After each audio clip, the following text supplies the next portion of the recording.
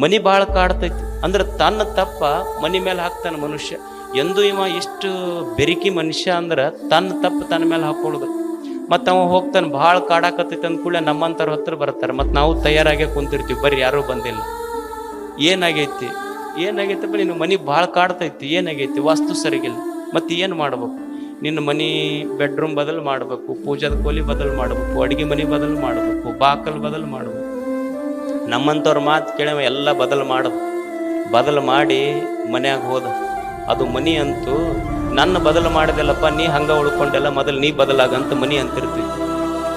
ಅದಕ್ಕೆ ಮನೆಯಲ್ಲಿ ಶಾಂತಿ ಸಿಗಬೇಕಾದ್ರೆ, ಮನೆಯಲ್ಲಿ ಸಮಾಧಾನಗಳು ಸಿಗಬೇಕಾದ್ರೆ ಬರೀ ಮನಿ ವಾಸ್ತು ಪ್ರಕಾರ ಕಟ್ಟುವುದರಿಂದ ಮನೆಯಲ್ಲಿ ಶಾಂತಿ ಸಿಗುವುದಿಲ್ಲ.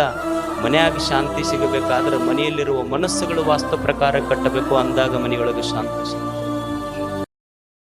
Download ShareChat.